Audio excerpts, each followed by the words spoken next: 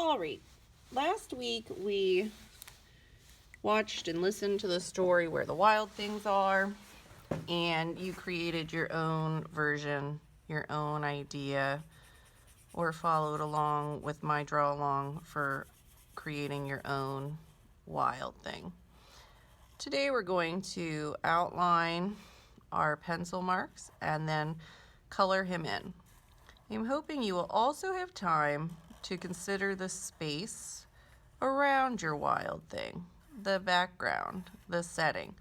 So in the story, you didn't simply see wild things in the middle of a blank page, right? We saw wild things surrounded by woods, and the boy was in his house or out in the woods or on a boat, and there's a sky and the ground. And so I want you to think of an environment. What could you put around your wild thing? Maybe a sky and the ground. Maybe he's jumping in a mud puddle. Maybe he's standing on top of a cloud. That would be up to you. So today we're going to outline like I'm doing right here. Color in, and then if you have time, also add a background. Fill in the space around, including the sky, right? Coloring in the sky, the ground. We would end up not having any white left on your paper unless there was a part of your picture that was supposed to be white. So maybe my teeth would be white.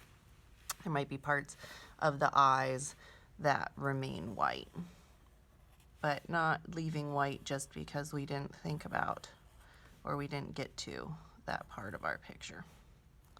All right, hyperspeed, here we go.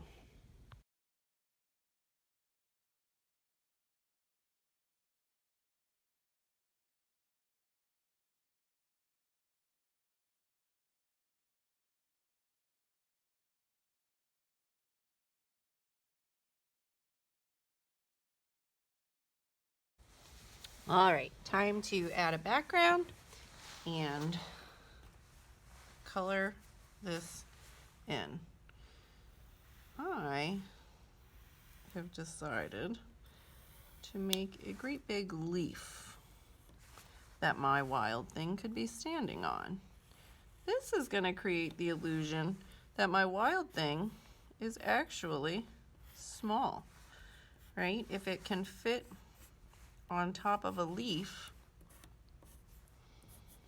then it could be this little tiny something that would be really, really difficult to see. And I'm gonna pretend that this is the stem of a big, maybe sunflower. So I have a stem. Now you would come up with your own idea for a background. Where do you want your wild thing to be? And I might even be able to have like some sunflower petals in the background here. So I'm gonna have, this is gonna be like a stalk, and then I'll make these, well,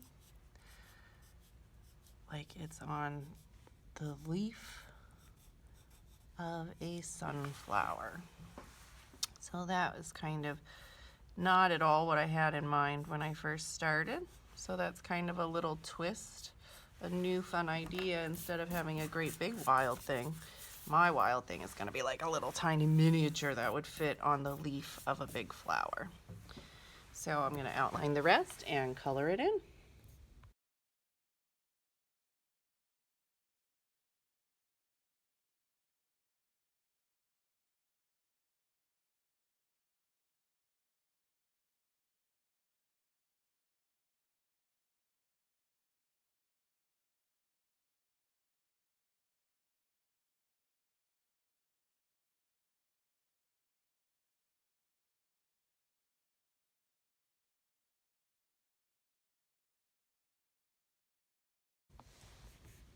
All right, artist, mine is getting close to being finished here. I decided to add stripes to my horns. I didn't like them being all white.